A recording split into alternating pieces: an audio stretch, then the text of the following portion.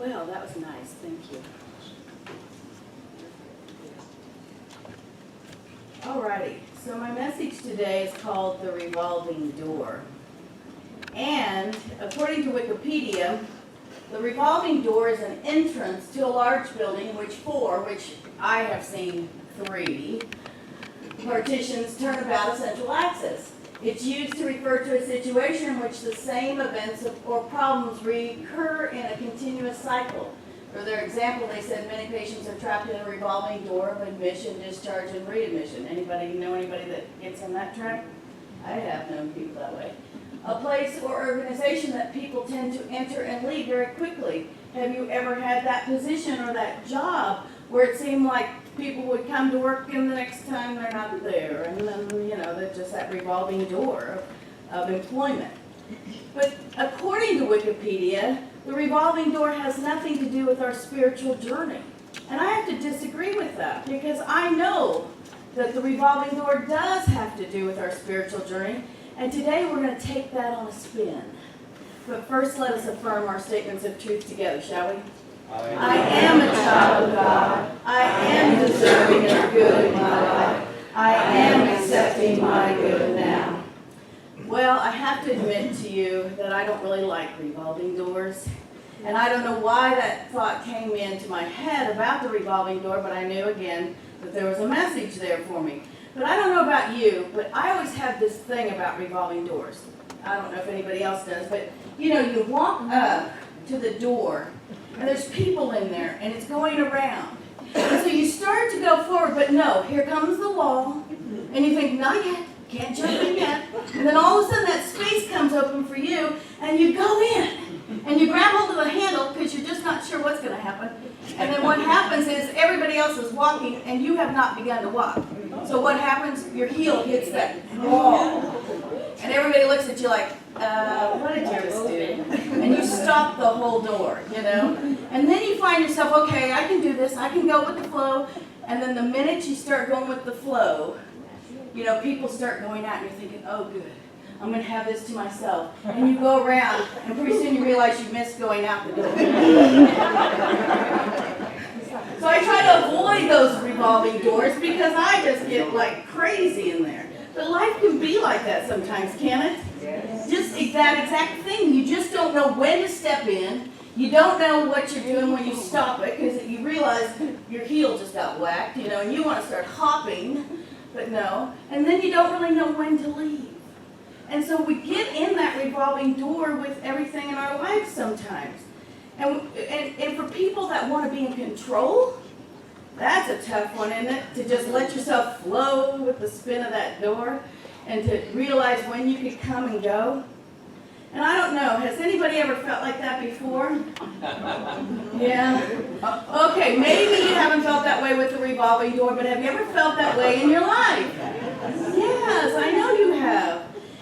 So today we're going to look at doors because you know what? Doors are mentioned in the Bible so many times. I mean, from Genesis to Revelation, we see it plastered throughout the Bible, and I didn't find out how many were in there, and I wasn't going to try to count, so I just left it like that. But I know you all have heard this one. Ask, and it will be given to you. Search, and you will find. Knock, and the door will be opened for you, right?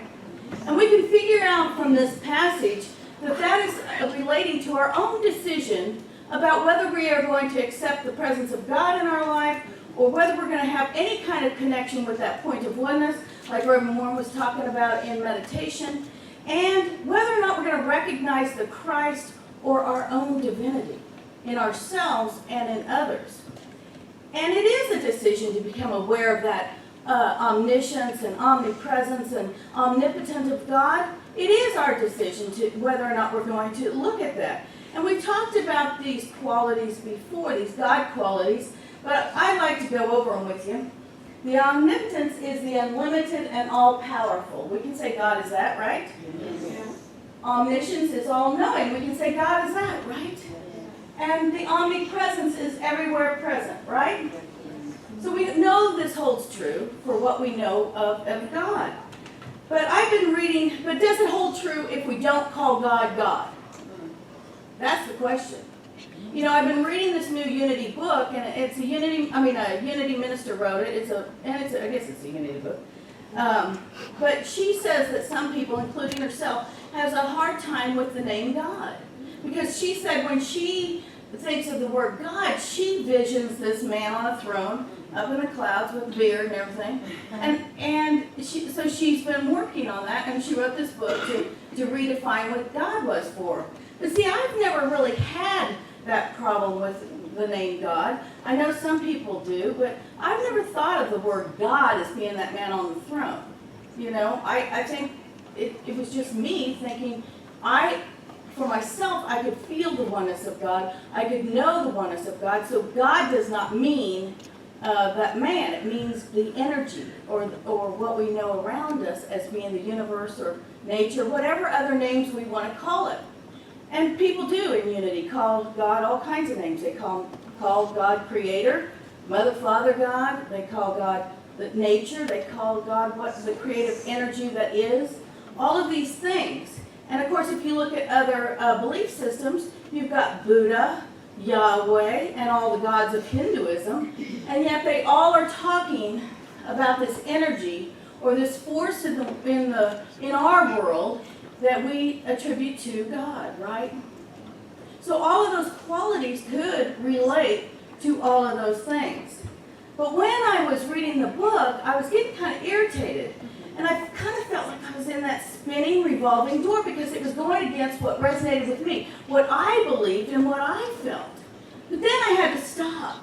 And I said, you know, her concept of naming God did not resonate with me. And I realized that I had to take it for myself and say, okay, I can read this book with an open mind and know that God is okay for me to call God. You know, and I didn't have to make the decision to just agree with what she was writing. Well, that changed a lot of things, you know, for me. I mean, because then you go with an open mind and you receive those little golden nuggets that are yours to receive. And we can all do this with everything we do in life, can't we? We can come here and decide how much of it resonates with us, how much we agree with. We can go to another service somewhere, like a funeral service or something, and maybe we're thinking, oh, God, that doesn't really sound right. But we can find a nugget that we can take, and it can resonate with us. It can feel okay. We can get on Facebook. And everybody, you know, that gets on Facebook, you know there's all kinds of junk on there that you go, what in the world are people putting this up here for? But there's other things that you like to share with all your friends or you think are those little treasures. So it's the same way on our spiritual journey. We just have to be in that idea, and that's what the beauty of Unity is that we accept people where they're at, and we accept people on their journey as long as you're seeing an awareness and you're seeing yourself grow along that path. But I always say if it resonates with your soul, you know, when you have that knowing, you know it in that moment, and that's when you can take that with you. That's when it feels right, and that's when you don't have to change your mind, you just have to open up to that point. Because, see, there are no closed doors, believe it or not. There's not a closed door. I mean, I started to close the door on reading that book. But all I had to do is open the door again and allow what was mine to take with me to come forth.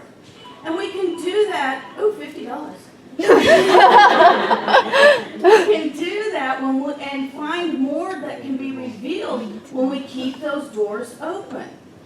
You know, and if we ever get caught in that revolving door, you know, all we have to do is that one little thing. Just step back and allow that door to hit our heel and take a moment to take a breath. Because that slows everything down, doesn't it? And if some people are looking at you like, what are you doing? You know, or you're crazy, or, you know, why would you think that? All you have to do is take that breath and recenter on truth and say, hey, this resonates with my soul. You know, and you stand in your truth. You don't have to always, you know, listen to what everybody else is saying around you. But sometimes I think that our small m mind, you know, the one in here, gets in this thinking that keeps us spinning. You know, we get these thoughts and we get to spinning. Well, I like to call it the revolving door effect, okay? Hopefully that was the right, yeah.